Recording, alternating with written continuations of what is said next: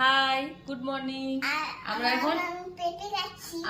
করছি হচ্ছে ব্রেকফাস্ট। আর ব্রেকফাস্টে আমরা হচ্ছে পেঁপে, কারণ আমাদের লাঞ্চে আজকে স্পেশাল কিছু বানানোর ইচ্ছা আছে, যার জন্য এখন আমরা একটু হালকা খাচ্ছি। ব্যাস।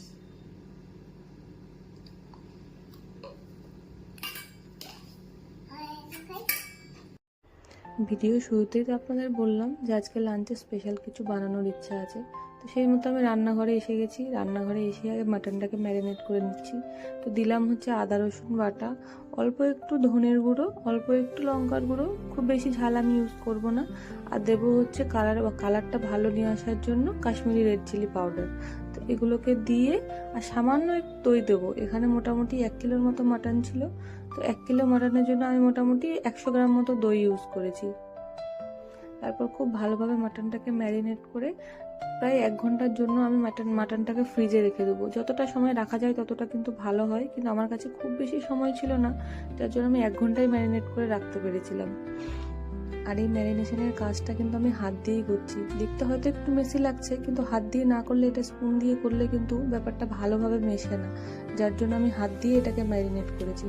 আর এই যে এদিকে চাল নিয়ে নিয়েছি, এখানে প্রায় 600 মতো চাল ছিল, যেটাকে আমি খুব ভালোভাবে ধুয়ে, ঠিক ততক্ষণ ধুয়েছি যতক্ষণ না জলটা একদম পরিষ্কার আসে, ধুয়ে মোটামুটি ওটাকে আমি 1 ঘন্টার মতো ভিজিয়ে রেখেছিলাম। আর এদিকে আমি করে নিয়েছিলাম হচ্ছে বেরেস্তার জন্য আমি পেঁয়াজগুলোকে একদম সমানভাবে কেটে নিয়েছি। তারপরে এই পেঁয়াজগুলোকে মোটামুটি মিডিয়াম টু হাই ফ্লেমে রেখে একদম গোল্ডেন ব্রাউন হওয়া অবধি আমি সুন্দরভাবে ভেজে নেব। আর পাশাপাশি আমি আলুটাকেও ম্যারিনেট করে রাখছি। তো এর মধ্যে আমি দিয়েছিলাম হচ্ছে লবণ আর হলুদ দিয়ে খুব ভালোভাবে মাখিয়ে ওটাকে আমি ম্যারিনেট করে রেখেছিলাম।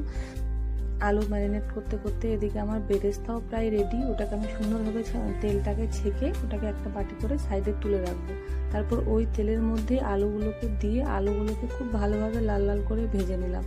এবার আমি বসিয়ে দিচ্ছি হচ্ছে মাটনটা। যেহেতু মাটন রান্না হতে একটু সময় লাগে চিকেনের তুলনায়, তার জন্য মাটনটা আমি আগে বসিয়ে দিচ্ছি। তো একটা কড়াইতে তেল গরম করে তার মধ্যে আমি কেটে রাখা পেঁয়াজটা দিয়ে দিলাম।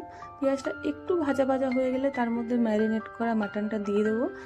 আর মাটনটা ম্যারিনেট করার সময় কিন্তু আমি লবণ ইউজ করিনি, যার জন্য এখানে আমি লবণটা দিয়ে মাটনটাকে খুব ভালোভাবে কষাবো। আর ওই পাশে আমি ভাতটাও বসিয়ে দিয়েছি। তো জলের মধ্যে আমি দিয়েছি হচ্ছে গোটা গরম মশলা আর সাজিরে আর তেজপাতা আর একটু তেল, যাতে ভাতগুলো একে অপরের সাথে লেগে না যায়। এবার দিয়ে দিচ্ছি পরিমাণ মতো লবণ, 2টো তেজপাতা আর একটু গরম জলটা যাতে তাড়াতাড়ি ফোটে, তার জন্য আমি এখানে গরম জলই ইউজ করেছি। আর এবার মাটনটা কষা হয়ে গেলে তার মধ্যে আমি ভেজে রাখা আলুগুলো দিয়ে দিলাম, যাতে আলুর মধ্যেও মাটনের ফ্লেভারটা আসে, তার জন্য। এবার আলুগুলোকে ওর মধ্যে দিয়ে সিদ্ধ করে নিয়ে